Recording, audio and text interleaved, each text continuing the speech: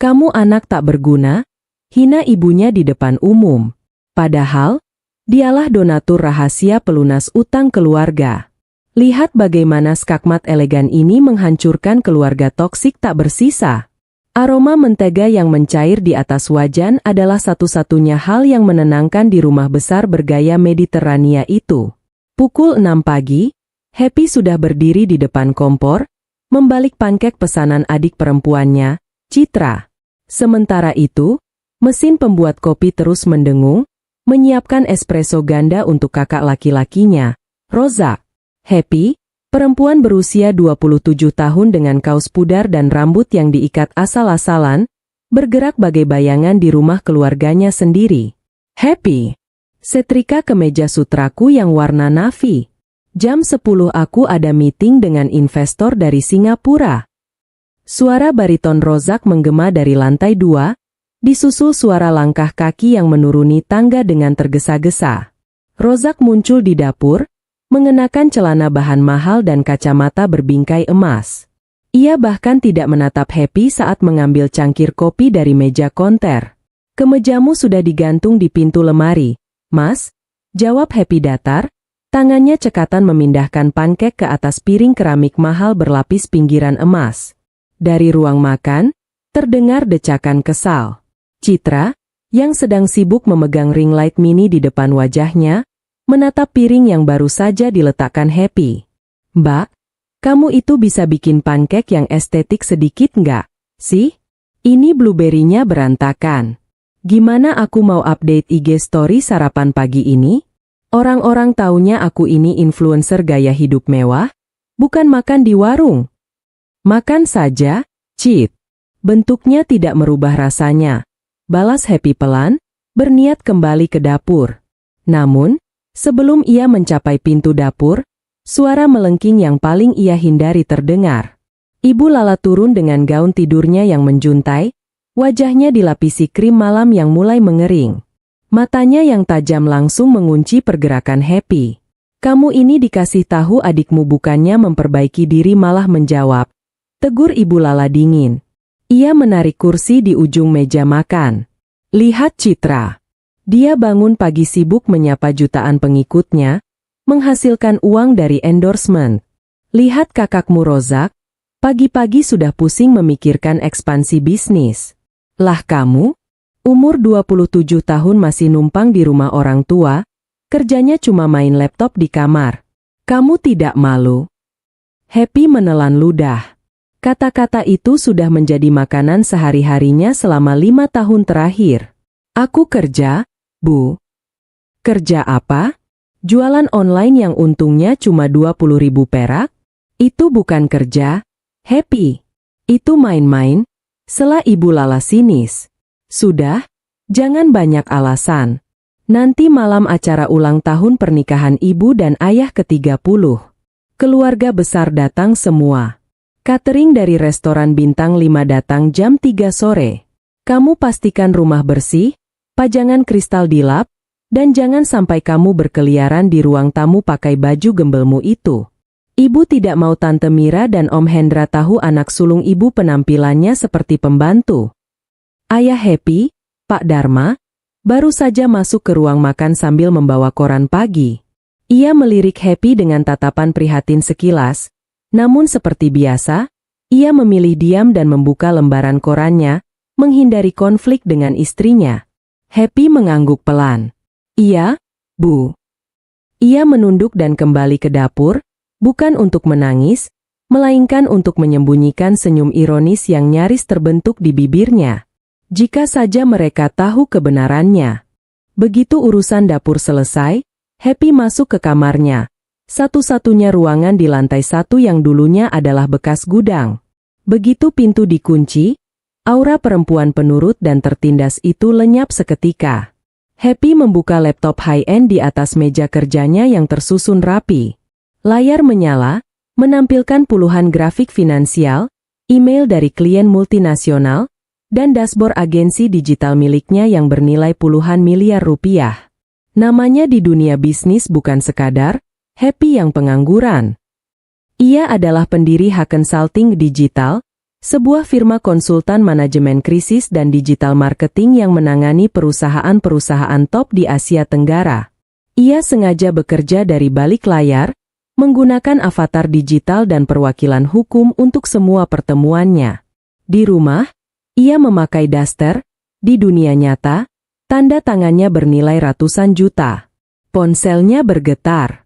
Sebuah pesan masuk dari Pak Surya, pengacara kepercayaan sekaligus perantara keuangannya.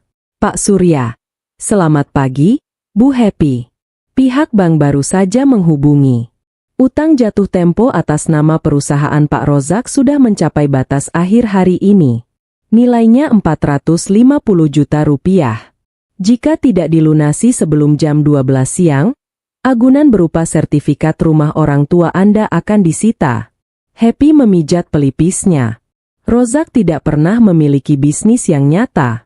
Kakaknya itu hanya pandai menyewa ruko, membeli mobil Eropa dengan sistem kredit, dan mempekerjakan asisten palsu agar terlihat sukses. Bisnis ekspor-impor yang selalu dibanggakan Rozak di meja makan hanyalah cangkang kosong yang terus-menerus disuntik dana oleh investor rahasia, yang tak lain dan tak bukan adalah Happy sendiri. Selama 5 tahun, Happy membiayai seluruh ilusi keluarganya. Ia membayar cicilan rumah yang diam-diam digadaikan Rozak. Ia membayar tagihan kartu kredit Ibu Lala yang digunakan untuk membeli tas branded asli. Sementara Ibu Lala mengira itu dibelikan oleh Citra. Ia bahkan yang diam-diam membayar agensi bodong untuk memberi Citra penghargaan influencer, agar adiknya itu berhenti merengek. Mengapa ia melakukannya? Awalnya karena iba pada ayahnya yang memiliki riwayat jantung. Ia tidak ingin keluarganya hancur. Ia pikir, dengan diam-diam menjadi donatur rahasia melalui firma Pak Surya, keluarganya akan hidup tenang dan mungkin suatu saat Ibu Lala akan bersikap lebih lembut kepadanya tanpa embel-embel uang. Namun, ia salah besar. Uang yang ia berikan secara rahasia justru menumbuhkan monster kesombongan di dalam rumah ini. Jari Happy menari di atas keyboard. Ia membuka rekening offshore miliknya. Happy, transfer 450 juta rupiah ke rekening penyelesaian bank. Seperti biasa, gunakan nama, kreditur utama donatur rahasia. Jangan sebut nama saya, Pak Surya. Pak Surya, baik, Bu. Sudah saya proses. Mohon maaf jika saya lancang, tapi sampai kapan Anda mau membiayai gaya hidup semu mereka sementara Anda diperlakukan tidak layak? Happy terdiam membaca pesan itu. Matanya beralih pada pantulan dirinya di layar monitor yang gelap sesaat. Sampai kapan? Ia tidak tahu. Namun, hari ini, setidaknya rumah orang tuanya aman. Klik. Bukti transfer tercetak dari printer kecil di sudut mejanya. Happy melipat kertas itu dan memasukkannya ke dalam saku celananya. Entah mengapa. Mungkin insting. Pukul 5 sore, rumah bergaya Mediterania itu telah disulap menjadi tempat pesta yang megah.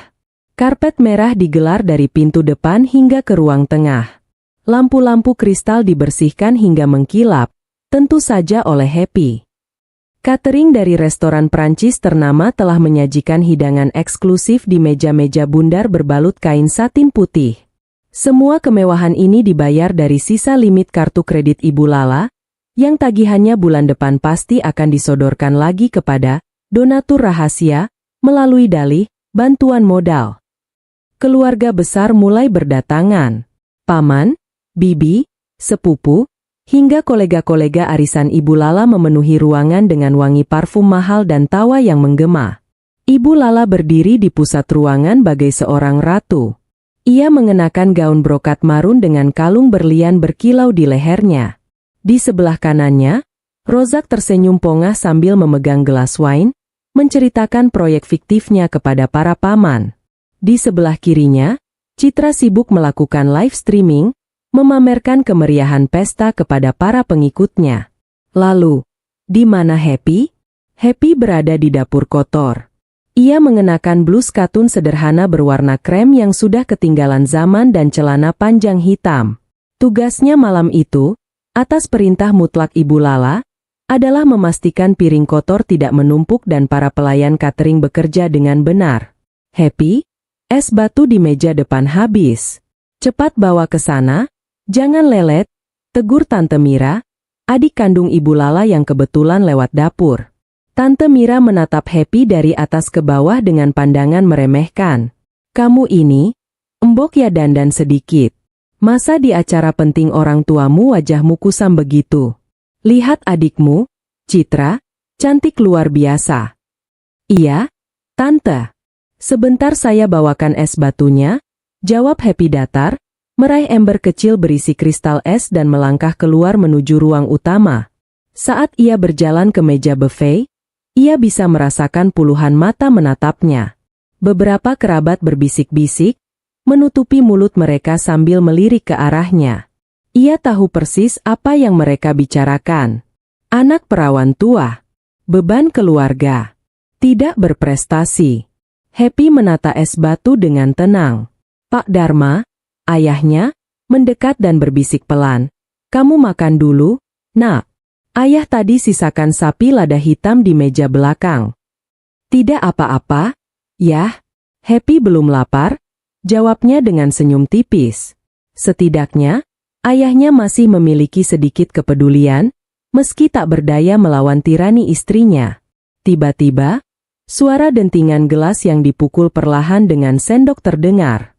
Ting, ting, ting. Ruangan berangsur hening. Ibu Lala berdiri di depan mikrofon yang telah disiapkan di dekat panggung kecil. Wajahnya berseri-seri penuh kebanggaan. Selamat malam, keluarga dan sahabat-sahabat terkasih. Terima kasih sudah hadir di perayaan ulang tahun pernikahan kami yang ke-30. Ucap Ibu Lala, suaranya mengalun merdu. Tepuk tangan riuh bergema. Happy berdiri membeku di sudut ruangan dekat meja buffet, memutuskan untuk mendengarkan. 30 tahun bukanlah waktu yang singkat, lanjut Ibu Lala, melirik suaminya yang kini berdiri canggung di sebelahnya. Namun, kebanggaan terbesar saya bukanlah sekadar usia pernikahan ini. Kebanggaan sejati saya adalah melihat hasil didikan saya. Melihat anak-anak saya tumbuh menjadi orang yang sukses dan dihormati. Ibu Lala menunjuk Rozak yang membusungkan dadanya. Putra sulung saya, Rozak. Di usianya yang masih muda, ia sudah memimpin perusahaan multinasional. Kalian tahu? Tadi pagi ia hampir tidak bisa datang karena meeting dengan investor luar negeri. Ibu bangga padamu, nak. Tepuk tangan kembali meledak. Beberapa paman mengangguk kagum. Lalu Ibu Lala menunjuk Citra yang sedang melambaikan tangan ke arah kamera ponselnya. Dan putri bungsuku, Citra. Bintang yang bersinar. Influencer dengan penghasilan mandiri, yang minggu lalu baru saja membelikan saya tas Hermes ini. Ibu Lala mengangkat tas mewahnya agar semua orang melihat. Padahal, tas itu dibeli menggunakan kartu kredit yang cicilannya dibayar oleh Happy. Mereka berdua adalah bukti nyata bahwa keluarga kami diberkati, ucap Ibu Lala dengan suara bergetar yang dibuat-buat, menyeka sudut matanya secara dramatis. Dari tengah kerumunan, Om Hendra yang setengah mabuk dan dikenal bermulut tajam tiba-tiba berseru. Lah, Lala, anakmu kan ada 3. Itu yang berdiri di pojokan dekat piring kotor. Si Happy, kok nggak disebut? Udah sukses apa dia sekarang? Masih numpang makan. Gelak tawa tertahan terdengar dari beberapa sudut ruangan. Suasana mendadak menjadi tegang bercampur canggung. Mata semua orang kini beralih dari Ibu Lala ke arah sudut ruangan, tepat ke arah Happy yang sedang memegang serbet. Senyum di wajah Ibu Lala seketika luntur. Matanya menatap Happy dengan sorot kebencian yang tidak ditutup-tutupi. Alih-alih meredakan suasana atau melindungi anaknya, Ibu Lala justru menarik napas panjang, mencondongkan tubuhnya ke mikrofon, dan mengeluarkan racun yang selama ini hanya ia bisikkan di dalam rumah. Ah, dia, desis Ibu Lala, suaranya kini dingin dan lantang, menggema di seluruh penjuru ruangan melalui pengeras suara. Maaf jika saya harus jujur di hadapan keluarga besar. Setiap pohon yang bagus kadang menghasilkan satu buah yang busuk. Pak Dharma menyentuh lengan istrinya. Lah, sudah? Bisiknya panik. Ibu Lala menepis tangan suaminya. Ia menatap langsung ke kedua bola mata Happy dari seberang ruangan. Kamu bertanya tentang Happy, Hendra? Biar semua tahu. Kamu, Happy, adalah anak paling tidak berguna yang kami punya. Pengangguran, malas, dan hanya menjadi benalu di rumah ini. Kalau bukan karena kebaikan hati saya dan kesuksesan Rozak serta Citra yang mensubsidi hidupnya, dia sudah mati kelaparan di jalanan. Keheningan yang memekakan telinga jatuh menimpa ruangan itu. Bahkan musik latar seolah berhenti bernapas. Seluruh keluarga besar, puluhan pasang mata, memandang Happy dengan tatapan sinis, merendahkan, dan penuh cibiran. Citra menatap kuku tangannya dengan acuh tak acuh. Sementara Rozak tersenyum miring, menikmati momen di mana ia diangkat menjadi dewa sementara adiknya diinjak-injak menjadi debu. Udara di sekitar Happy terasa membeku. Selama 5 tahun ia menelan hinaan di balik pintu tertutup demi menjaga nama baik keluarga. Ia mengorbankan masa mudanya, hasil keringatnya, dan kewarasannya untuk memastikan wanita yang baru saja memanggilnya, buah busuk, itu bisa berdiri di sana memakai kalung berlian. Sesuatu di dalam dada Happy retak. Bukan karena kesedihan, melainkan karena rantai kesabaran yang akhirnya putus. Bom waktu yang ia simpan bertahun-tahun telah mencapai angka 0. Happy menjatuhkan serbet yang dipegangnya ke atas meja. Gerakannya sangat lambat, namun memancarkan ketenangan yang mematikan. Alih-alih lari ke belakang dan menangis seperti yang diharapkan semua orang, ia menegakkan punggungnya. Bahunya yang biasa membungkuk kini tegap. Ia melangkah perlahan dari sudut ruangan, membelah kerumunan. Suara hak sepatunya yang beradu dengan lantai marmer menjadi satu-satunya suara di ruangan itu. Anggota keluarga besar yang sebelumnya menatapnya sinis kini menyingkir, tanpa sadar memberi jalan padanya. Ada aura intimidasi yang mendadak menguar dari perempuan berpakaian sederhana itu. Happy berhenti tepat di depan panggung kecil, berhadapan langsung dengan ibunya, ayah, Rozak, dan Citra. Jarak mereka hanya 2 meter. Apa yang kamu lakukan? Desis Ibu Lala tanpa mikrofon. Kembali ke belakang. Jangan buat malu. Happy tersenyum. Senyum yang tidak pernah dilihat oleh siapapun di keluarga itu. Senyum seorang predator yang akhirnya memutuskan untuk berhenti bermain dengan mangsanya. Buah busuk, benalu. Suara Happy tidak keras, tetapi artikulasinya sangat tajam, menembus kesunyian ruangan. Ia merogoh saku celananya dan mengeluarkan selembar kertas yang dilipat rapi, bukti transfer yang baru saja ia cetak siang tadi. Ia membentangkan kertas itu. Ibu tahu bagaimana rumah ini tidak jadi dilelang oleh bank siang tadi pada pukul 12 siang? Ibu tahu siapa yang menutupi lubang utang 450 juta rupiah dari bisnis fiktif anak emasmu ini? Happy menunjuk tepat ke wajah Rozak. Wajah Rozak seketika pucat pasi.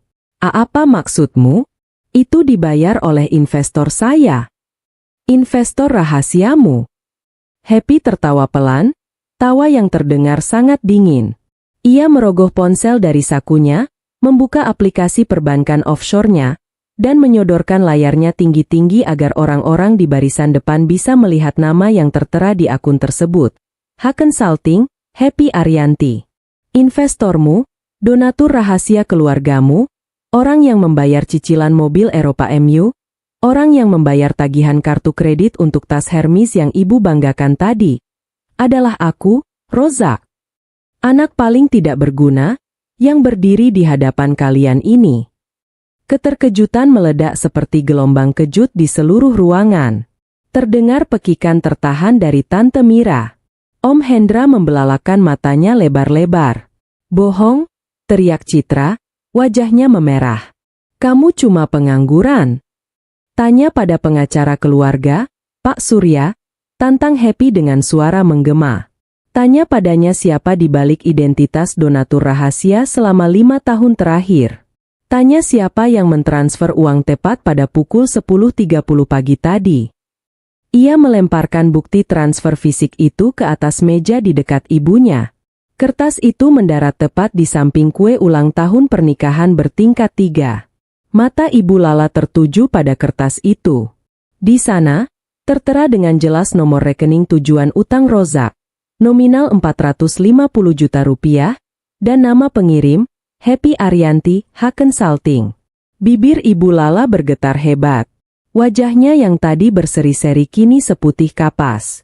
Happy ini. Happy maju satu langkah, mengikis jarak antara dirinya dan wanita yang melahirkannya. Matanya menatap tajam tanpa setetes pun air mata. Penyesalan dan cinta tak bersyarat yang selama ini ia miliki telah menguap tak bersisa. Selama 5 tahun aku bekerja belasan jam sehari, membangun kerajaan bisnisku dalam diam, hanya untuk memastikan orang tuaku tidak hidup di jalanan. Ucap Happy, suaranya bergetar karena amarah yang terkontrol. Dan ini balasan kalian. Kalian memuja ilusi dan menginjak-injak kenyataan. Happy mundur selangkah, menatap keluarganya secara bergantian, Rozak yang gemetar, Citra yang shock, ayahnya yang meneteskan air mata, dan ibunya yang terlihat seperti baru saja disambar petir. Hari ini, detik ini juga, semua aliran dana aku hentikan. Deklarasi Happy mutlak. Nikmati sisa pestanya. Ibu, karena mulai besok, kalian harus membayar semuanya sendiri. Utang bank, cicilan rumah, tagihan kartu kredit. Happy berbalik. Ia berjalan melewati kerumunan keluarga besar yang masih ternganga dalam kebisuan total. Sebelum ia mencapai pintu utama, ia menoleh sedikit ke belakang, menatap ibunya untuk terakhir kalinya di rumah itu. Oh, satu lagi, ucap Happy, suaranya membelah ruangan dengan presisi mematikan. Kalau kamu butuh uang, jangan telepon aku lagi. Happy melangkah keluar menembus pintu utama. Udara malam menyapu wajahnya, terasa jauh lebih sejuk dan bebas daripada sebelumnya. Di belakangnya, istana pasir kebohongan keluarganya baru saja mulai runtuh berkeping-keping. Dan untuk pertama kalinya dalam hidupnya, Happy benar-benar merasa bahagia. Pagi itu, rumah bergaya Mediterania tersebut terasa seperti kapal pecah. Sisa-sisa kemegahan pesta semalam kini hanya meninggalkan bau alkohol murahan, noda saus di karpet merah, dan tumpukan piring kotor yang menggunung di dapur.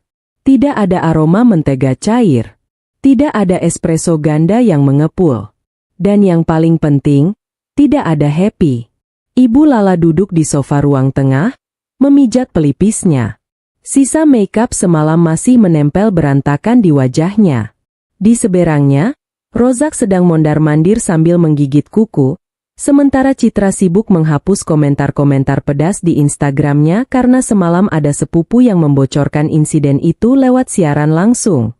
Ini pasti akal-akalan dia saja.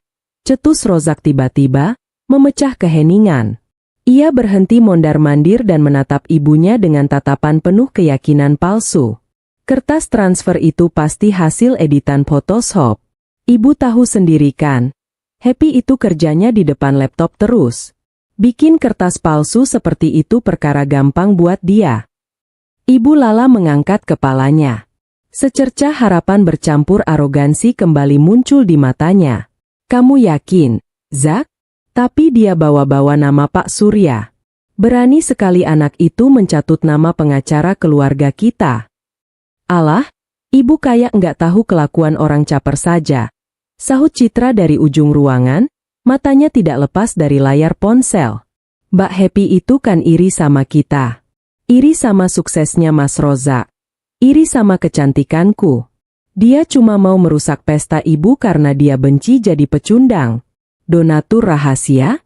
Cih, beli skincare minimarket saja dia mikir 2 kali, boro-boro bayar utang ratusan juta. Rozak tertawa sumbang, merapikan kerah piyamanya yang kusut. Betul. Investor Singapuraku itu orang nyata, Bu. Merly. Aku sering teleponan sama dia. Dana yang masuk kemarin siang itu pasti dari Merly. Happy cuma memantau mutasi rekening kita. Lalu mencetak bukti transfer palsu dengan nominal yang sama persis untuk mengklaim itu uangnya. Pak Dharma yang sejak tadi berdiri di ambang pintu hanya bisa menghela napas panjang. Ia menatap istri dan kedua anaknya dengan pandangan nanar. Kalian ini tidak bisa membedakan mana kebohongan mana kenyataan. Malam itu, tatapan mata Happy. Itu bukan kebohongan. Ayah rasa kita harus meneleponnya. Meminta maaf. Minta maaf? Jerit Ibu Lala, memotong ucapan suaminya dengan suara melengking. Enak saja. Dia yang sudah membuatku malu di depan keluarga besar. Biarkan saja dia pergi. Paling-paling 2 hari lagi dia pulang nangis-nangis minta makan. Awas saja kalau dia berani menginjakan kaki ke rumah ini, tidak akan kubukakan pintu sebelum dia sujud di kakiku. Mereka bertiga tertawa, menenggelamkan diri dalam kolam delusi yang mereka ciptakan sendiri. Mereka menolak percaya bahwa pilar penyangga rumah itu telah runtuh. Mereka yakin, besok matahari akan terbit seperti biasa, dan uang akan terus mengalir entah dari mana. Sayangnya, realitas tidak pernah bernegosiasi dengan delusi. 3 hari berlalu sejak malam pesta. Ibu Lala merasa kepalanya penat dengan gosip-gosip sepupu di grup WhatsApp keluarga yang mempertanyakan insiden tersebut. Untuk menenangkan diri, ia memutuskan melakukan rutinitas bulanannya, memanjakan diri di sebuah klinik kecantikan eksklusif di kawasan Kemang, dilanjutkan dengan berbelanja di butik desainer favoritnya. Semuanya total jadi Rp12.500.000, Ibu Lala, ucap resepsionis klinik kecantikan dengan senyum ramah, menyodorkan mesin EDC. Seperti biasa, treatment DNA salmon dan gold peeling. Ibu Lala tersenyum angkuh. Ia mengeluarkan kartu kredit platinumnya dari dalam dompet kulit dan menyerahkannya dengan gaya elegan. Resepsionis menggesek kartu tersebut. 1 detik. 2 detik. Mesin EDC mengeluarkan bunyi bip panjang. Layarnya berkedip merah. Mohon maaf, Ibu. Kartunya declinet. Apakah ada kartu lain? Tanya resepsionis, senyumnya sedikit memudar. Dahi Ibu Lala berkerut. Masa sih? Mesinmu yang rusak kali? Coba gesek lagi. Itu kartu limitnya ratusan juta. Resepsionis menggeseknya kembali. Hasilnya tetap sama. Declinet, insufficient funds. Merasa dipermalukan karena beberapa pengunjung klinik mulai menatapnya, Ibu Lala buru-buru mengeluarkan kartu kredit dari bank lain.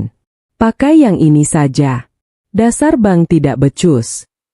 Mesin EDC kembali digesek. Kali ini bunyinya berbeda. Declinet, card blocked by owner. Wajah Ibu Lala memerah padam. Ia merebut kartunya dari tangan resepsionis. Saya ambil uang cash dulu di ATM depan. Sungutnya, bergegas keluar klinik dengan langkah setengah berlari. Sesampainya di mesin ATM, tangannya gemetar saat memasukkan kartu debit. Ketika ia mengecek saldo, angka yang tertera di layar membuat jantungnya seolah berhenti berdetak. Rp45.500.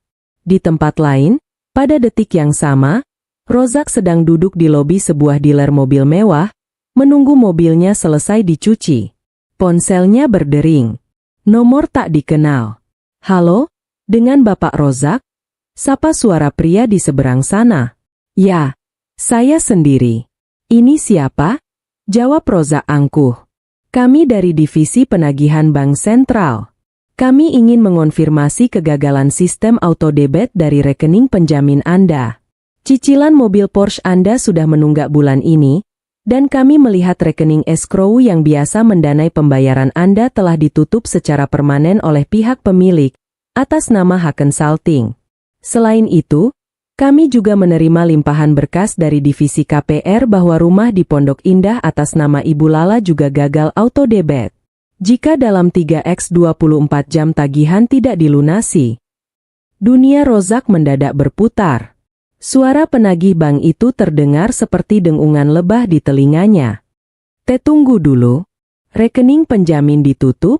Hakensalting? Itu pasti ada kesalahan. Saya akan hubungi investor saya. Bapak Rozak, tidak ada kesalahan. Surat pemutusan kuasa pencairan dana sudah ditandatangani dan dilegalisasi oleh pengacara Anda sendiri, Bapak Surya, 3 hari yang lalu. Total tunggakan yang harus diselesaikan segera adalah. Rozak mematikan telepon. Keringat dingin sebesar biji jagung mengucur dari dahinya. Tangannya gemetar hebat. Ia mencoba menelepon nomor Happy. Nomor yang Anda tuju sedang tidak aktif atau berada di luar jangkauan. Ilusi itu akhirnya pecah. Monster realitas telah mengetuk pintu rumah mereka. Jauh dari hiruk-pikuk kepanikan di rumah Mediterania itu, Happy terbangun oleh sinar matahari pagi yang menembus jendela kaca raksasa dari lantai 40. Tidak ada teriakan yang menyuruhnya menyetrika baju. Tidak ada wajan yang harus dipanaskan. Ia meregangkan tubuhnya di atas spray sutra berkualitas tinggi. Apartemen penthouse ini telah ia beli 2 tahun lalu, didesain khusus dengan gaya kontemporer minimalis, namun tak pernah ia tempati karena ia merasa tidak tega meninggalkan ayahnya di rumah sakit jiwa berkedok rumah keluarga itu. Kini, setiap sudut ruangan memancarkan ketenangan. Happy bangkit, menyeduh secangkir single origin Arabica dengan mesin kopi otomatisnya, lalu melangkah ke balkon. Ia menatap lanskap kota Jakarta yang sibuk dari ketinggian. Angin menyapu wajahnya, membawa serta beban seberat bertonton yang selama ini membelenggu pundaknya. Pukul 9 pagi, ia tiba di lobi gedung perkantoran elit di kawasan SCBD. Begitu ia melangkah masuk dengan setelan blazer elegan berwarna charcoal dan sepatu hak tinggi Christian Louboutin, seluruh mata memandang kagum. Beberapa karyawan yang mengenalinya membungkuk hormat. "Selamat pagi, Bu Happy," sapa resepsionis lobi dengan ramah. Happy hanya tersenyum tipis dan mengangguk, melangkah menuju lift pribadi yang membawanya langsung ke lantai teratas. Begitu pintu lift terbuka, logo besar berwarna perak menyambutnya, Haken Salting. Di depan ruangannya, seorang pria dengan kemeja putih yang lengannya digulung sebatas siku sedang berdiri bersandar di meja asisten. Pria itu menoleh dan tersenyum lebar. Ia adalah Adrian, rekan bisnis sekaligus orang kepercayaan Happy yang selama ini membantunya menjalankan roda perusahaan saat Happy harus bersembunyi di balik status pengangguran. Akhirnya, ucap Adrian, berjalan menghampiri Happy. Sang ratu turun dari pengasingannya. Bagaimana rasanya bernapas tanpa harus pura-pura miskin? Happy terkekeh pelan, meletakkan tas kerjanya di atas meja. Rasanya seperti baru dilahirkan kembali. "Adri, aku bahkan lupa rasanya memakai sepatu yang tidak ada lubangnya di bagian sol." Adrian menatap Happy dengan sorot mata yang sulit diartikan, campuran antara kelegaan, kebanggaan, dan sesuatu yang lebih dalam. "Kamu terlihat bersinar hari ini, Hap. Jauh lebih baik dari 3 tahun terakhir. Jadi, sudah resmi? Lintah-lintah itu sudah kamu putus aksesnya?" "Bersih. Pak Surya sudah mengurus semua dokumennya. Aku menarik semua jaminan, memblokir autodebit, dan membatalkan semua kartu suplemen," jawab Happy tegas sambil membuka layar komputernya. "Bagus." Adrian mengangguk puas. "Mereka akan hancur dalam hitungan hari. Ngomong-ngomong, meeting kita dengan grup investor dari Jepang jam 11 siang ini. Mereka sangat antusias setelah melihat portofolio kita kuartal lalu. Kamu siap memimpin rapat tanpa harus memakai kacamata hitam dan topi penyamaran?" Happy menatap pantulan dirinya di kaca jendela ruangannya. Ia bukan lagi gadis pesuruh yang membalik pankek di dapur. Ia adalah CEO. Ia adalah pemegang kendali nasibnya sendiri. "Aku lahir untuk ini, Adri. Ayo kita bekerja." Pukul 3 sore, di sela-sela waktu istirahat pasca penandatanganan kontrak bernilai triliunan dengan investor Jepang, Happy duduk di sofa ruang kerjanya sambil menyesap teh kamomil. Adrian sedang memeriksa beberapa dokumen di meja seberang. Tiba-tiba, ponsel pribadi Happy, nomor khusus yang hanya diketahui segelintir orang, berdering. Ia melirik layar. Tertulis nama, "Ayah." Happy terdiam. Dari semua anggota keluarga, hanya ayahnya yang masih memiliki sedikit ruang di hatinya. Ayahnya tidak pernah secara aktif menghinanya, meski dosa terbesarnya adalah diam dan membiarkan istrinya menghancurkan anak perempuannya sendiri. Dengan helaan napas panjang, Happy menggeser tombol hijau. Halo? Yah. Happy. Nak. Suara Pak Dharma terdengar parau dan bergetar hebat. Ada jeda panjang sebelum ia melanjutkan. Kamu di mana sekarang? Bisa kita bertemu? Ayah mau bicara. Nak? Sebelum Happy sempat menjawab, terdengar suara keributan di latar belakang. Suara bantingan barang, disusul jeritan histeris Ibu Lala yang menembus speaker telepon. Kasihkan teleponnya ke saya. Heh? Anak durhaka. Kamu apakan kartu kredit ibu? Hah? Kenapa semua diblokir? Kenapa Bang mau menyita mobil Rozak? Buka blokirnya sekarang juga atau ibu kutuk kamu jadi batu. Suara Ibu Lala terdengar sangat dekat, seolah ia sedang merebut ponsel dari tangan Pak Dharma. Happy, kamu dengar ibu. Kirim uang ke rekening Rozak sekarang. Orang Bang mau menyegel ruko kakakmu. Kamu ini mau lihat keluargamu mati di jalanan. Hah? Di seberang ruangan, Adrian yang samar-samar mendengar teriakan itu menghentikan pekerjaannya. Ia menatap Happy dengan rahang mengeras, siap merampas telepon itu jika Happy menunjukkan tanda-tanda kelemahan. Namun Happy tidak goyah. Wajahnya sedingin bongkahan es.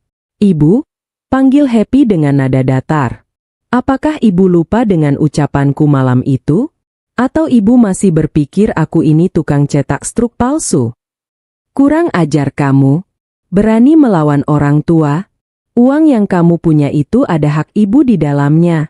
Ibu yang melahirkanmu, ibu yang membesarkanmu. Wajib hukumnya kamu membiayai ibu. Ibu membesarkanku untuk menjadi pembantu tak bergaji, sementara ibu menjadikan Rozak dan Citra Tuhan di rumah itu. Balas Happy, suaranya tetap rendah namun tajam menyayat. Hak ibu sudah aku bayar lunas. Ratusan juta setiap bulan selama 5 tahun. Kalau ditotal, aku sudah membeli nyawaku sendiri dari ibu. Happy. Yah, setelah Happy, mengabaikan teriakan ibunya dan memanggil ayahnya, berharap pria tua itu bisa mendengarnya di tengah kekacauan. Ayah jaga kesehatan. Jangan lupa obat jantungnya diminum. Tapi untuk rumah, mobil, dan semua utang Rozak, itu bukan urusanku lagi. Kalian berdua punya anak emas dan anak perak yang sangat sukses. Minta tolonglah pada mereka. Nak, tolong. Suara Pak Dharma terputus oleh bantingan keras. Kalau butuh uang, jangan telepon aku lagi. Selamat tinggal. Happy menjauhkan ponsel dari telinganya dan menekan tombol merah. Tanpa ragu sebentar pun, ia masuk ke pengaturan kontak, memblokir nomor ayahnya, nomor ibunya, Rozak, dan Citra. Selesai. Tembok pertahanan telah dinaikkan sepenuhnya. Ia meletakkan ponselnya di atas meja dengan tenang, mengangkat cangkir tehnya, dan menyesapnya pelan. Semua baik-baik saja? Tanya Adrian hati-hati. Happy menatap Adrian dan tersenyum tulus. Semuanya sempurna, Adri. Untuk pertama kalinya.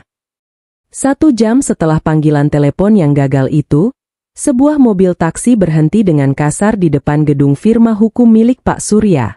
Ibu Lala, Rozak, dan Pak Dharma turun dengan tergesa-gesa. Citra menolak ikut karena ia terlalu sibuk menangisi akun Instagramnya yang mulai ditinggalkan sponsor setelah gosip kebangkrutan keluarganya menyebar. Ibu Lala menerobos pintu kaca firma hukum itu seperti banteng yang mengamuk. Di mana Surya? Saya mau bertemu Surya sekarang juga. Teriaknya pada resepsionis yang ketakutan. Pak Surya, pria parubaya yang tenang dan berwibawa, keluar dari ruangannya sambil merapikan jasnya. Ada apa ini Ibu Lala teriak-teriak di kantor saya? Silakan masuk ke ruangan saya, jangan membuat keributan di lobi. Begitu pintu ruangan tertutup, Rozak langsung menggebrak meja kerja Pak Surya. Bapak ini pengacara macam apa? Hah? Berani-beraninya Bapak memutus aliran dana dari investor saya. Bapak disuap berapa sama Happy untuk memalsukan dokumen penutupan rekening itu? Pak Surya menatap Rozak dengan pandangan meremehkan yang tidak ditutup-tutupi. Ia berjalan santai ke kursinya dan duduk. Alih-alih marah, ia membuka laci mejanya, mengeluarkan sebuah map tebal berwarna hitam, dan melemparkannya ke atas meja. Terdengar bunyi brak yang berat. "Buka," perintah Pak Surya dingin. Rozak menelan ludah. Tangannya yang gemetar membuka map tersebut. Di dalamnya terdapat tumpukan dokumen legal yang dilaminasi. "Itu adalah akta pendirian H-Consulting," ucap Pak Surya. "Silakan baca siapa pemilik 100% saham perusahaan tersebut." Mata Rozak menelusuri deretan kalimat hukum yang rumit, hingga berhenti pada satu nama yang dicetak tebal. Happy Arianti. Tidak mungkin. Gumam Rozak, mundur selangkah. Buka halaman selanjutnya, instruksi Pak Surya lagi. Ibu Lala maju, merebut dokumen itu dari tangan anaknya. Matanya membelalak melihat deretan laporan keuangan bulanan. Ini mutasi rekening perantara itu. "Tepat sekali, Ibu Lala," jelas Pak Surya dengan nada mematikan. "Selama 5 tahun, setiap tanggal 25, rekening H-Consulting milik anak yang Anda sebut tidak berguna, itu mentransfer dana operasional ke rekening escrow saya. Dari uang itulah saya membayar cicilan rumah Anda, membayar tagihan kartu kredit Anda, dan menutupi lubang utang dari bisnis fiktif anak laki-laki kesayangan Anda ini yang kerjaannya hanya menipu investor kecil-kecilan." Pak Surya menatap tajam ke arah Rozak. "Investor dari Singapura, M. Early? Saya yang membayar aktor lepas untuk menelepon Anda sesekali agar ego Anda tetap hidup. Semuanya atas perintah Happy. Dia membuang miliaran rupiah hanya untuk memastikan kalian tidur nyenyak di atas kasur empuk. Sementara kalian menyuruhnya tidur di kamar yang lebih mirip gudang sapu." Kaki Ibu Lala mendadak lemas. Ia terhuyung ke belakang dan jatuh terduduk di kursi tamu. Napasnya tersengal-sengal. "Anak itu, Happy yang melakukan ini semua?" "Ya," jawab Pak Surya tegas. "Dan sekarang, dia sudah mencabut kuasanya. Mulai hari ini, firma saya tidak lagi mengurus urusan keuangan kalian. Rumah kalian sudah masuk daftar sita bank minggu depan. Mobil Porsche Rozak akan ditarik malam ini. Dan bisnis Rozak, ya, kita sama-sama tahu bisnis itu tidak pernah ada." Pak Dharma, yang sejak tadi hanya terdiam di sudut ruangan, mulai menangis tergugu. Ia menutup wajahnya dengan kedua tangan, dihancurkan oleh rasa bersalah yang teramat sangat. "Ya Tuhan, dosa apa yang sudah kita lakukan pada anak itu? Kita membuang permata demi memungut batu kerikil." "Pak Surya," suara Ibu Lala kini melemah, kesombongannya terkikis habis digantikan oleh kepanikan yang absolut. Ia menangkupkan kedua tangannya. Tolong bicara pada Happy. Bujuk dia. Kami minta maaf. Kami janji akan memperlakukannya dengan baik. Suruh dia pulang. Kami pulang." Pak Surya memotong ucapan Ibu Lala dengan tawa sinis. Ia berdiri dan merapikan kemejanya. "Dia sudah pulang, Ibu Lala, ke dunianya yang sebenarnya. Dunia di mana ia dihargai sebagai manusia. Saya sarankan Anda mulai mencari kardus untuk mengepak barang-barang Anda. Bank tidak memiliki belas kasihan seperti anak yang baru saja Anda buang." Pak Surya menunjuk ke arah pintu. "Sekarang, silakan keluar dari kantor saya. Waktu saya terlalu berharga untuk mengurusi orang-orang yang baru saja menghancurkan nyawa mereka sendiri." Ibu Lala, Rozak, dan Pak Dharma berjalan keluar dari ruangan itu dengan langkah gontai, bagai mayat hidup. Di luar sana, langit Jakarta mulai mendung, menandakan badai sesungguhnya baru saja akan dimulai dalam hidup mereka. Istana pasir kebohongan itu telah rata dengan tanah, dan ombak kenyataan baru saja menyeret mereka ke dasar lautan. Langit mendung yang menggantung di atas Jakarta seolah menjadi cerminan suasana di rumah bergaya Mediterania itu. Hanya dalam waktu kurang dari 1 minggu sejak malam perayaan ulang tahun pernikahan, rumah yang dulunya penuh tawa arogan itu kini terasa seperti kuburan yang perlahan-lahan runtuh. Pagi itu, Suara gedoran keras di pintu depan memecah keheningan yang mencekam. Bukan tamu kehormatan atau kurir yang membawa paket barang branded, melainkan 3 orang pria berbadan tegap dengan kemeja hitam dan wajah tanpa kompromi. Mereka adalah debt collector dari pihak bank dan perusahaan pembiayaan. Ibu Lala, kami membawa surat perintah penyitaan aset bergerak. Teriak salah satu pria itu, mendorong pintu yang setengah terbuka. Ibu Lala berlari dari lantai 2, masih mengenakan gaun tidur yang kusut. Matanya membelalak ngeri melihat para pria itu mulai menyisir ruang tamu. Hei, apa-apaan ini? Kalian tidak bisa sembarangan masuk ke rumah saya. Kami punya dasar hukumnya, Bu, sahut pria itu dingin, menyodorkan selembar dokumen.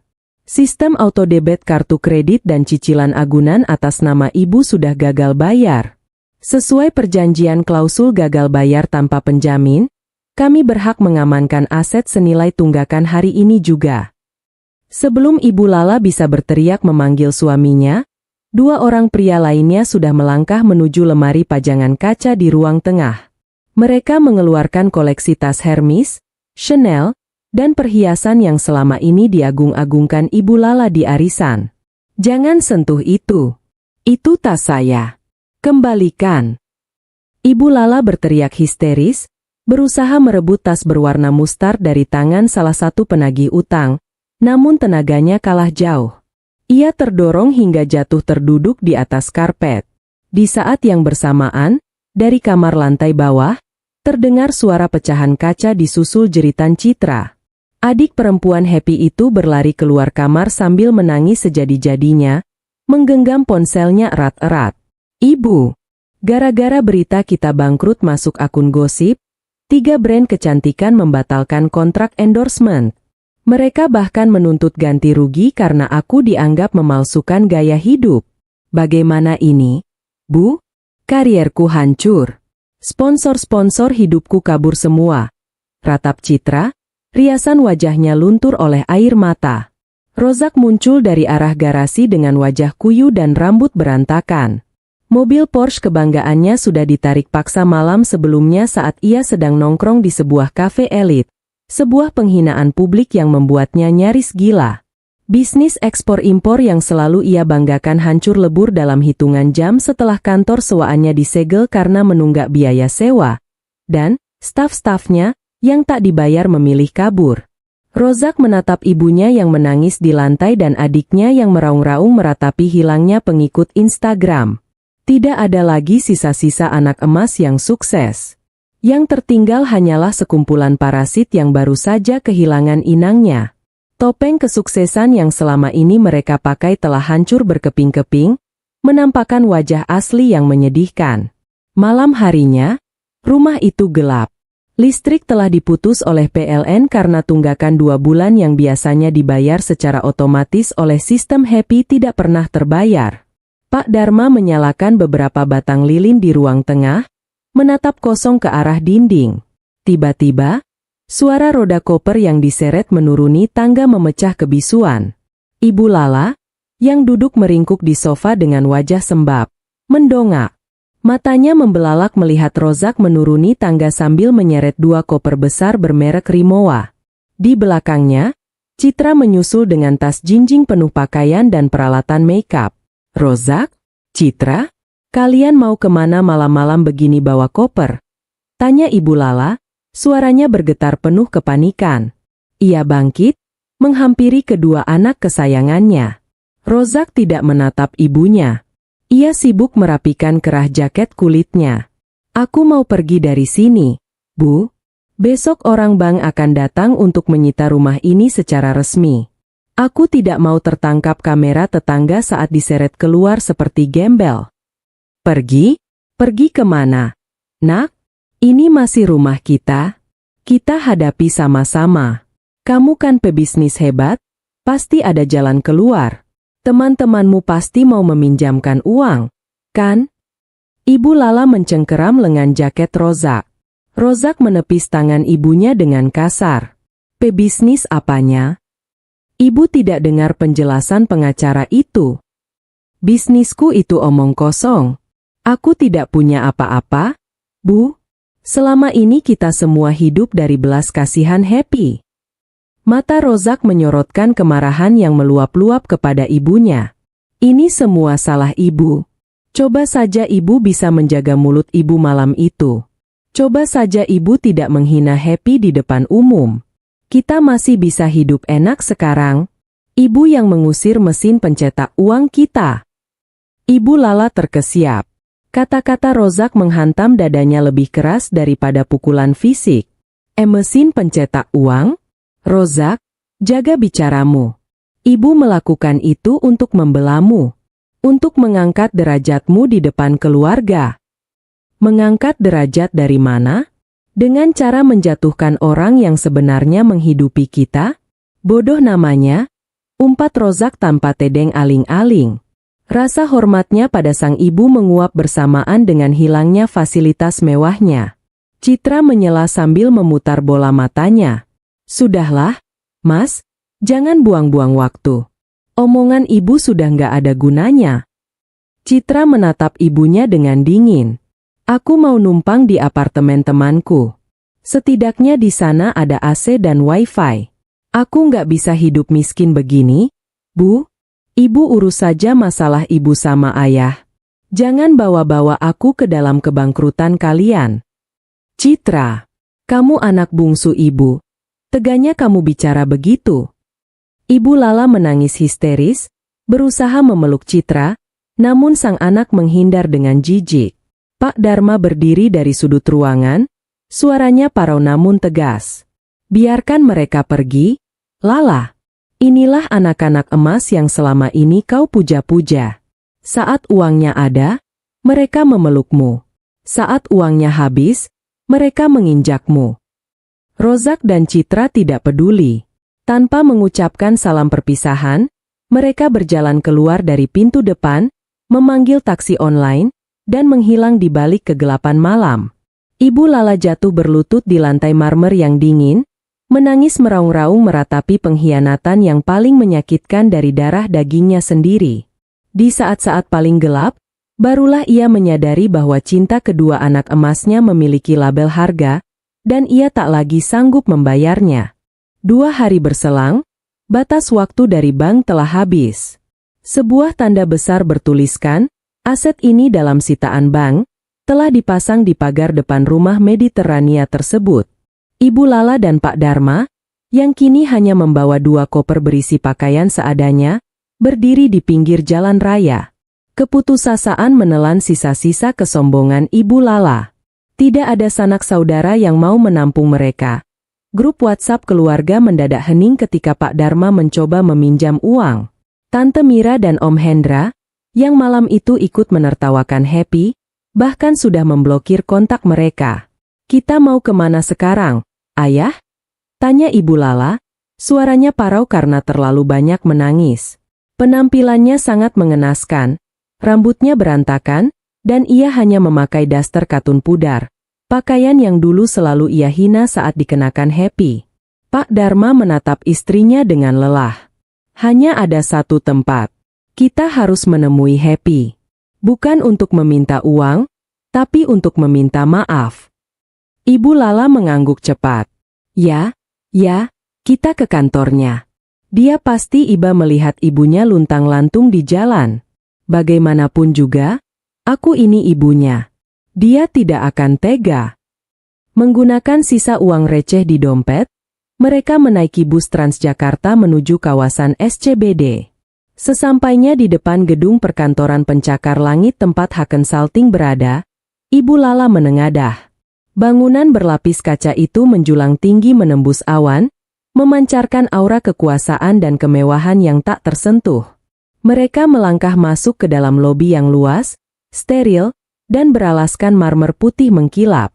Namun, baru 10 langkah mereka berjalan menuju meja resepsionis, 2 orang petugas keamanan bertubuh tegap berseragam rapi mencegat mereka. Mohon maaf, Bapak, Ibu. Ada keperluan apa? Apakah sudah membuat janji temu? Tanya salah satu petugas keamanan dengan sopan namun tegas, matanya memindai penampilan lusuh Ibu Lala dan Pak Dharma. Kami mau bertemu CEO di sini, Happy Arianti. Saya ibunya, seru Ibu Lala, berusaha menegakkan dagunya meski suaranya bergetar. Suruh dia turun, atau biarkan kami naik ke ruangannya. Petugas keamanan itu menekan earpiece di telinganya dan berbicara pelan, lalu menatap Ibu Lala. Mohon maaf, Bu. Sesuai protokol perusahaan, akses ke lantai 40 sangat terbatas. Nama Ibu tidak ada dalam daftar tamu. Silakan tunggu di luar. Tunggu di luar bagaimana? Saya ini yang melahirkan dia. Minggir.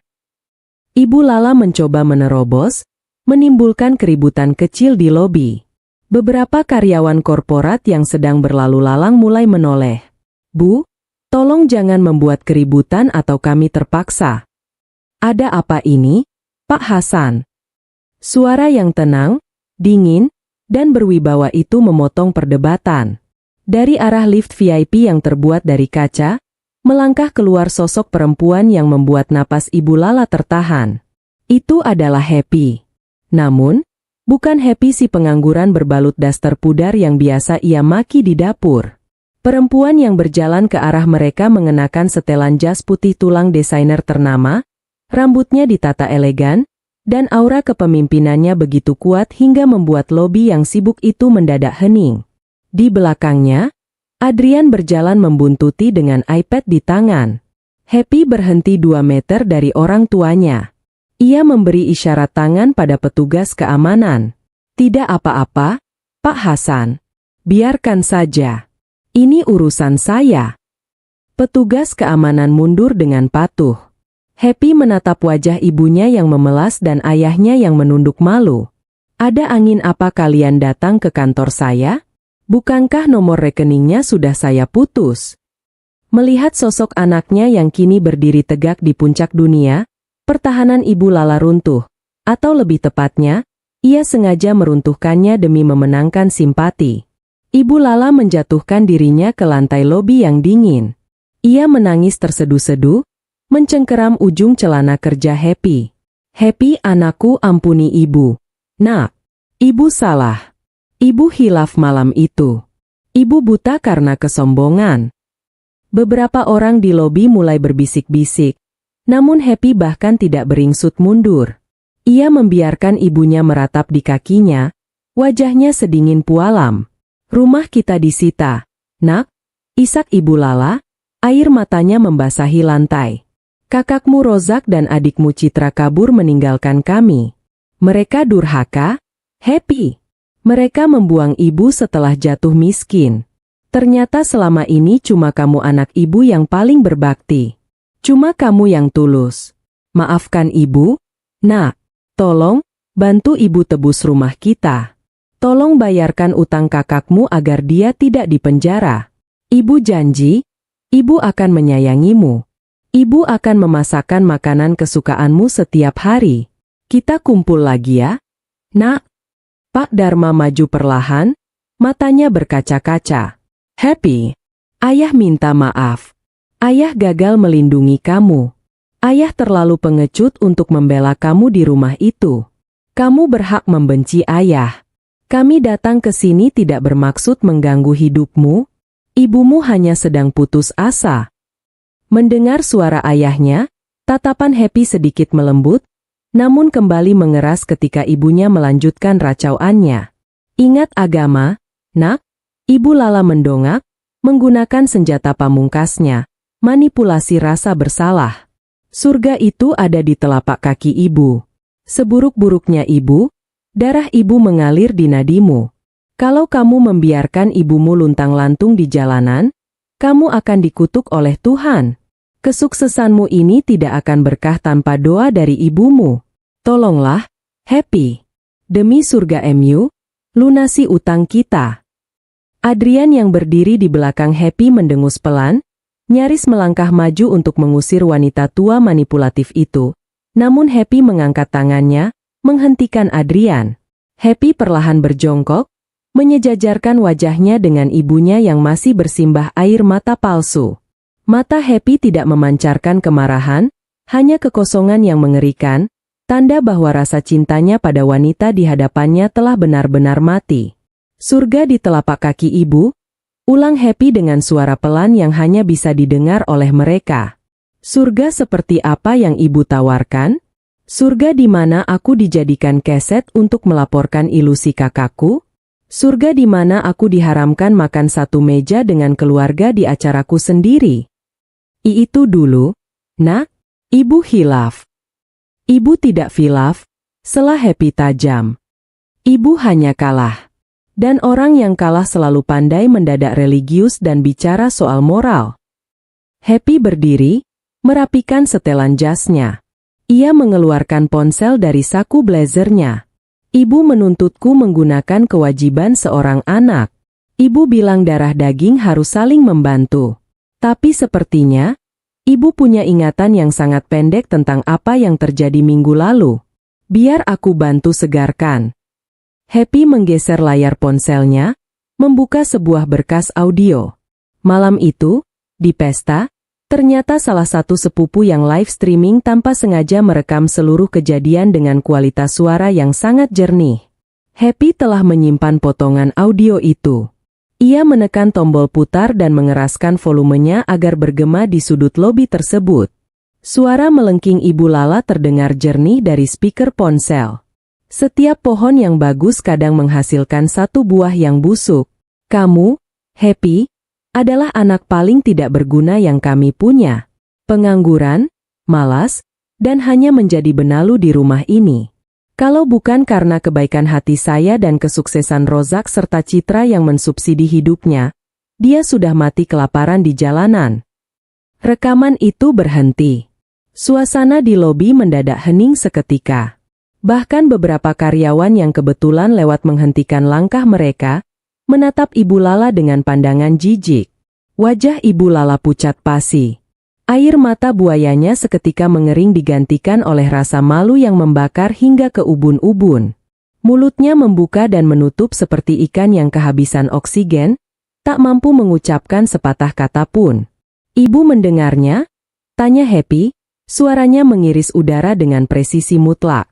Itu bukan kata-kata orang yang sedang hilaf. Itu adalah keyakinan terdalam ibu tentang saya. Bagi ibu, saya adalah buah busuk. Benalu.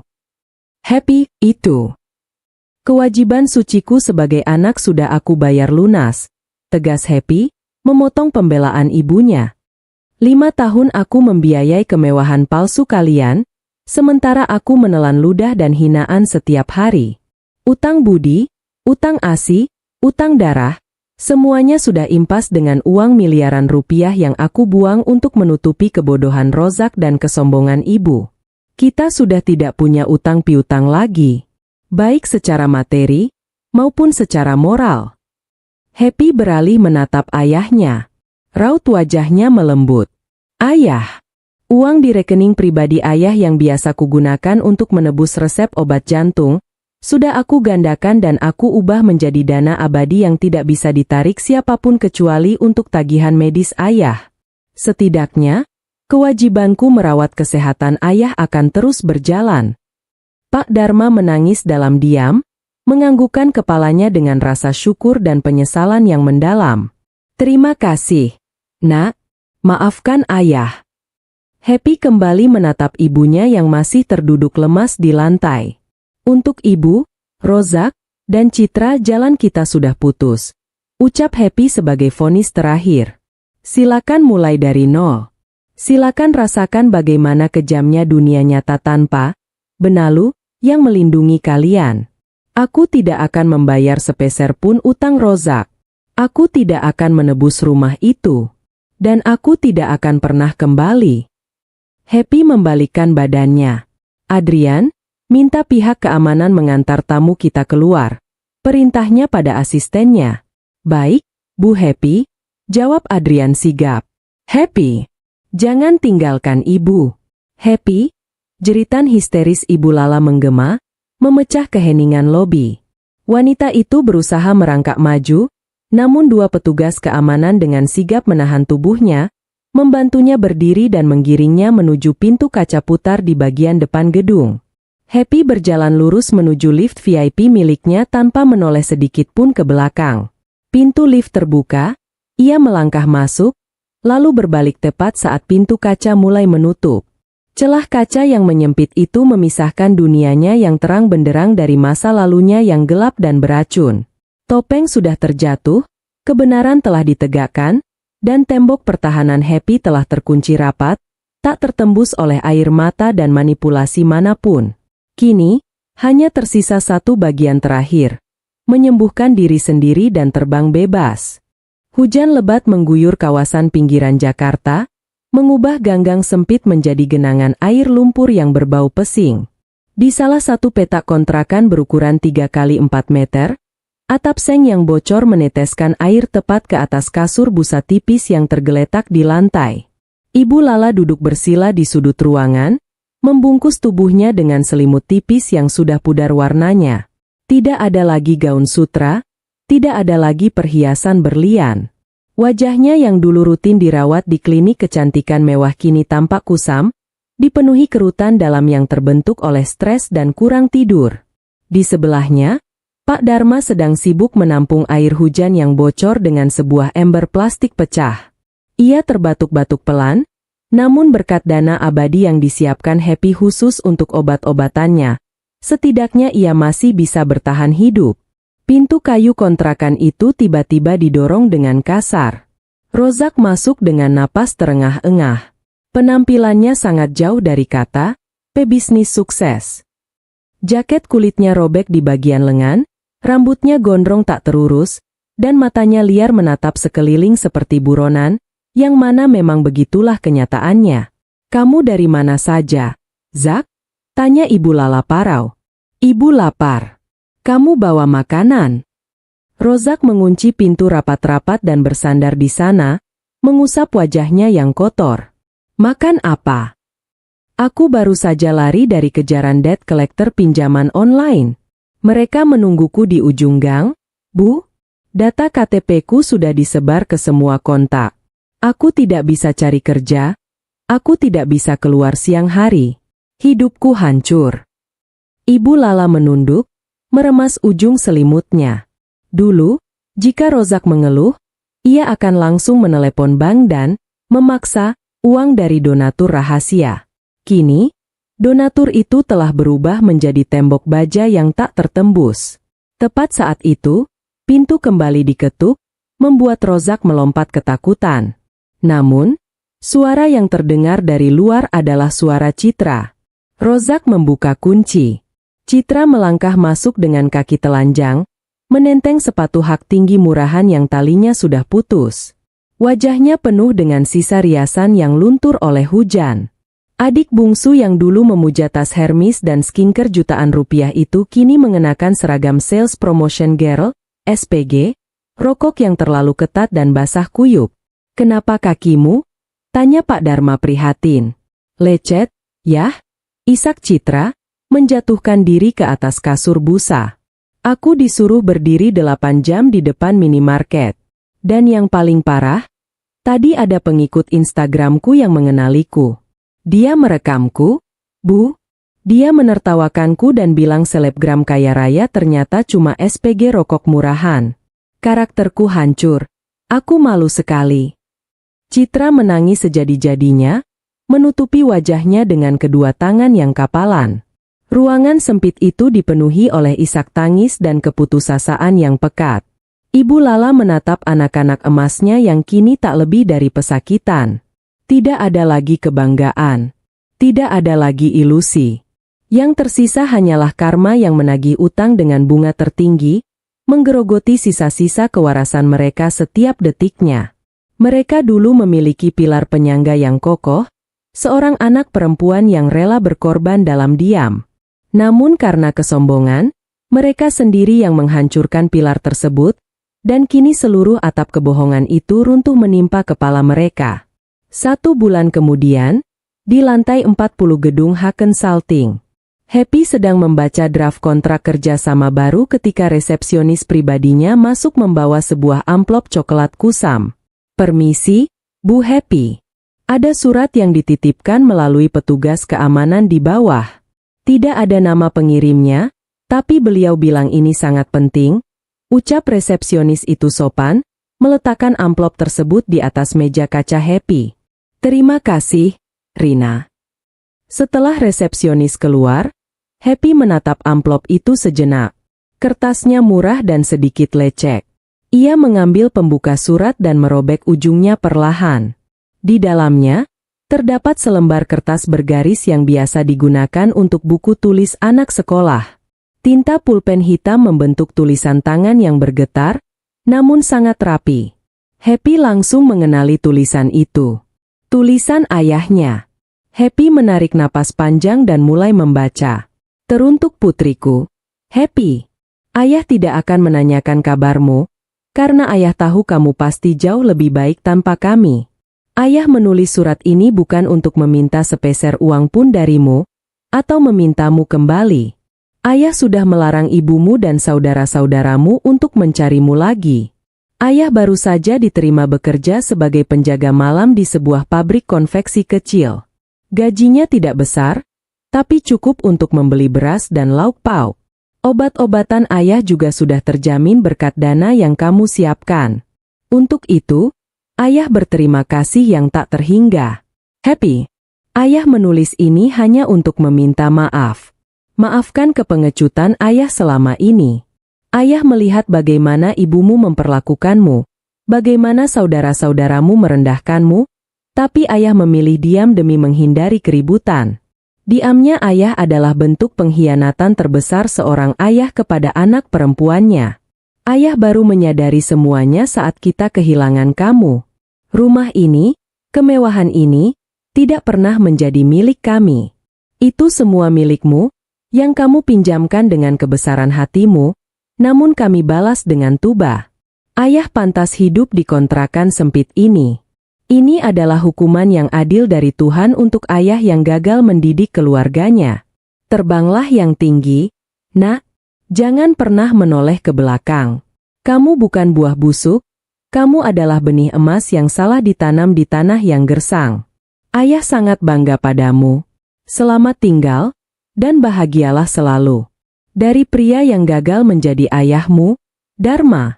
Satu tetes air mata meluncur dari sudut mata Happy, jatuh menembus kertas bergaris itu dan memburamkan tinta di nama ayahnya. Itu bukan air mata kesedihan, bukan pula air mata kerinduan. Itu adalah air mata pelepasan. Penyesalan ayahnya datang terlambat untuk menyelamatkan keluarga mereka, namun datang tepat waktu untuk menyembuhkan luka batin Happy. Ia melipat surat itu dengan hati-hati, memasukkannya ke dalam sebuah kotak kayu kecil di laci mejanya, dan menguncinya. Masa lalunya telah ia tutup, secara harfiah dan kiasan.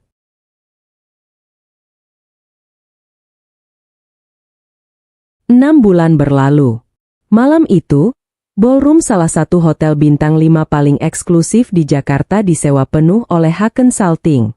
Acara malam itu adalah perayaan ulang tahun perusahaan yang kelima sekaligus peluncuran cabang baru mereka di Singapura dan Tokyo. Ruangan itu dipenuhi oleh ratusan tamu undangan, mulai dari kolega bisnis, investor asing, hingga petinggi media. Lampu kristal memantulkan cahaya keemasan yang hangat, diiringi alunan musik orkestra live yang elegan. Di tengah-tengah kemegahan itu, berdirilah Happy. Ia mengenakan gaun malam berwarna sapphire blue yang dirancang khusus untuknya, membalut tubuhnya dengan anggun.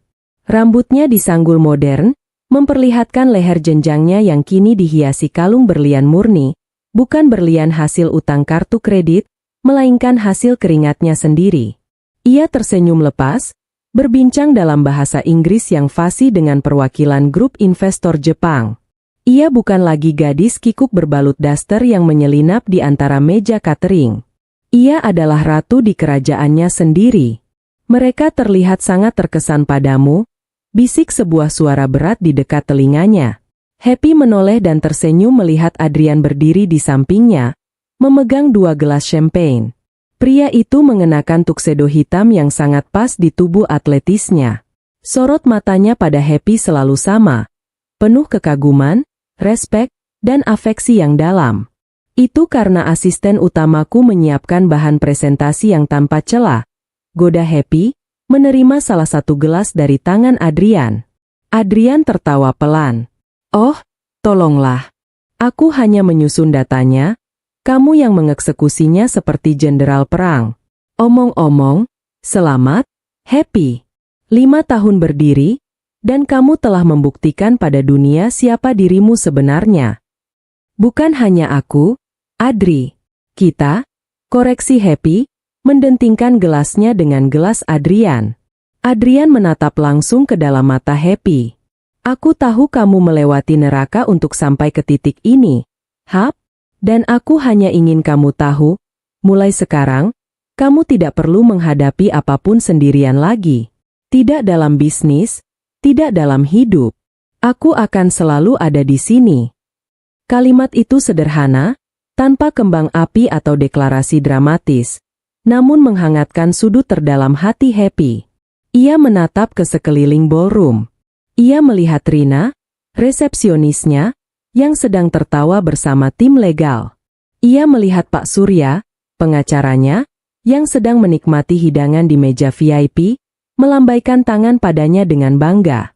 Ia melihat Adrian, pria yang mencintainya bahkan ketika ia hanya berpura-pura menjadi perempuan biasa. Dulu, ia berpikir keluarga adalah mereka yang terikat oleh darah. Kini ia menyadari kebenarannya. Keluarga adalah mereka yang memilih untuk tinggal saat kamu tidak memiliki apa-apa, dan mereka yang bersorak paling keras saat kamu meraih segalanya. Darah mungkin membuat seseorang berkerabat, tetapi kesetiaan dan cintalah yang menjadikan seseorang keluarga. Malam itu, di bawah kerlap-kerlip lampu kristal, Happy merasa benar-benar utuh. Setahun setelah malam perayaan itu, cuaca Jakarta sedang tidak bersahabat. Hujan lebat turun sejak siang, membasahi jalanan aspal dan menciptakan kemacetan panjang di kawasan pinggiran kota. Happy duduk di kursi belakang mobil Mercedes-Benz S-Class hitam miliknya. Ia sedang dalam perjalanan pulang dari meninjau lokasi panti asuhan yang baru saja menerima donasi besar dari yayasan amalnya. Suasana di dalam mobil sangat hangat, berbanding terbalik dengan badai di luar. Jalannya merayap, Bu Happy.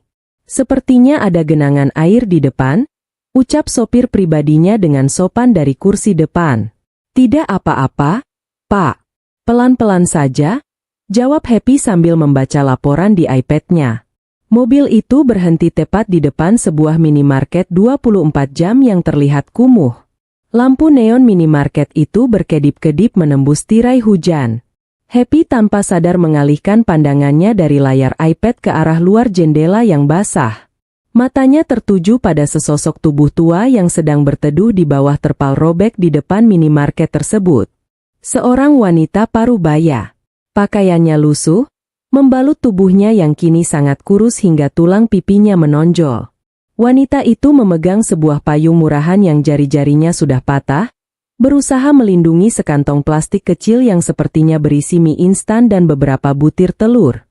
Ia menggigil kedinginan, menatap kosong ke arah genangan air di jalan raya. Napas Happy terhenti sesaat.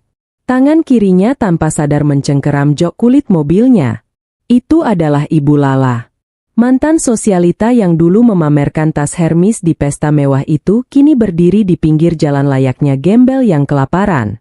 Wajah angkuhnya telah hilang, digantikan oleh gurat keputusasaan yang absolut.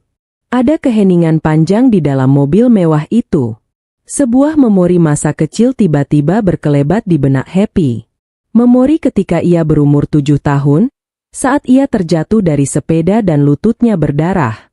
Alih-alih memeluknya, Ibu Lala justru memarahinya karena darahnya menetes di lantai ruang tamu, lalu menyuruhnya membersihkan lantainya sendiri sambil menangis. Lalu berkelebat pula ingatan malam itu. Suara mikrofon yang menggema. Tatapan sinis puluhan orang. Kata, "Benalu," yang diucapkan dengan penuh kebencian. "Bu Happy," panggil sopirnya lembut, membuyarkan lamunan Happy. "Ibu mau berhenti sebentar? Atau butuh sesuatu di minimarket?" Tangan Happy perlahan merileks. Kepalan tangannya terbuka. Ia menatap sosok ibunya untuk beberapa detik lebih lama. Tidak ada amarah yang mendidih. Tidak ada rasa ingin membalas dendam dengan turun dari mobil dan memamerkan kesuksesannya. Dan yang paling penting, tidak ada setitik pun rasa iba yang mendorongnya untuk menyelamatkan wanita itu. Ia merasakan kehampaan yang luar biasa damai. Ibarat melihat orang asing yang tak sengaja berpapasan di jalan. Tidak, Pak, jawab Happy tenang, suaranya sedatar permukaan danau tanpa angin. Kaca jendelanya tolong dinaikkan penuh. Dan jalan terus saja, kita tidak punya urusan di sini. Baik, Bu. Kaca jendela perlahan bergerak naik, memotong suara rintik hujan. Mobil mewah hitam itu melaju membelah genangan air, melewati sosok Ibu Lala yang sama sekali tidak menyadari bahwa satu-satunya tiket keselamatannya baru saja lewat di depan matanya dan memilih untuk tidak peduli. Happy bersandar ke belakang, menutup iPad-nya. Ia memejamkan mata, membiarkan alunan musik jazz pelan dari radio mobil memeluknya. Keputusannya untuk berlalu bukanlah bentuk kekejaman, melainkan bentuk keadilan tertinggi bagi dirinya sendiri. Ia telah melepaskan jangkarnya. 3 tahun kemudian, angin sore menerpa wajah Happy dengan lembut. Ia berdiri di balkon luas penthouse pribadinya di kawasan SCBD, menggenggam secangkir teh chamomile yang masih mengepul. Dari ketinggian ini, ia bisa melihat cakrawala Jakarta yang dihiasi semburat jingga matahari terbenam. Di usianya yang menginjak 33 tahun, Happy Arianti bukan lagi sekadar nama di dunia bisnis. Ia adalah figur kekuatan. Haken Salting kini memiliki 5 cabang di Asia, dan Happy rutin menjadi pembicara tamu di berbagai forum perempuan, membagikan ilmunya tentang bisnis dan kemandirian finansial. Pintu kaca geser di belakangnya terbuka. Adrian melangkah keluar, mengenakan pakaian kasual sepulang kerja, dan langsung memeluk pinggang Happy dari belakang, menyandarkan dagunya di bahu sang istri. Ya, mereka telah menikah setahun yang lalu dalam sebuah upacara privat yang hanya dihadiri oleh sahabat-sahabat terdekat dan keluarga dari pihak Adrian yang sangat menyayangi Happy. Sedang memikirkan apa, Nyonya CEO? Bisik Adrian lembut. Happy tersenyum, menyandarkan kepalanya di dada suaminya. Hanya mensyukuri sore yang indah. Dan bersyukur atas semuanya. Semuanya, termasuk hari-hari gelap itu? Tanya Adrian hati-hati. Happy mengangguk pelan. Pandangannya menerawang ke arah lautan gedung pencakar langit. Sangat bersyukur, Adri, ucapnya tulus. Dulu aku mengira menjadi anak yang diabaikan dan dihina adalah kutukan terburuk di dunia. Aku menghabiskan waktu bertahun-tahun mencoba membeli cinta mereka dengan uang, dengan dedikasi buta, berharap suatu saat aku dianggap berguna. Happy menyesap tehnya, lalu melanjutkan, tapi sekarang aku sadar. Ditolak oleh orang-orang yang toksik adalah anugerah terbesar yang Tuhan berikan. Kalau saja mereka malam itu berterima kasih padaku, kalau saja ibuku bersandiwara untuk memujiku, mungkin aku akan terus terjebak dalam sangkar emas itu. Aku akan terus diperas sampai mati, tanpa pernah tahu seberapa tinggi aku bisa terbang. Adrian mengecup pelipis Happy dengan penuh kasih. Kamu mematahkan sangkarmu sendiri, sayang. Kamu yang memilih untuk tidak hancur. Kesembuhan tidak dimulai ketika kita memaafkan orang yang menyakiti kita, gumam Happy, lebih kepada dirinya sendiri. Kesembuhan sejati dimulai tepat pada detik di mana kita berani menatap mata mereka, dan berkata, cukup. Happy meletakkan cangkirnya di atas meja balkon. Ia membalikkan badan, membalas pelukan suaminya, dan menatap jauh ke ufuk barat di mana matahari akhirnya terbenam. Malam mungkin akan selalu datang, tetapi Happy tidak lagi takut pada kegelapan. Karena kini, ia telah menjadi cahayanya sendiri. Kisahnya bukan lagi tentang anak tidak berguna yang dibuang oleh keluarganya, melainkan tentang seorang ratu yang membangun kerajaannya sendiri dari puing-puing kehancuran masa lalunya. Tamat, menurutmu, apakah balasan Happy untuk keluarganya sudah setimpal atau justru terlalu kejam? Kalau kamu ada di posisi Happy saat melihat ibumu kehujanan kelaparan di jalan, apa yang akan kamu pilih? A. Maafkan dan tolong, atau B. Tinggalkan selamanya? Ketik A atau B beserta alasanmu di kolom komentar sekarang.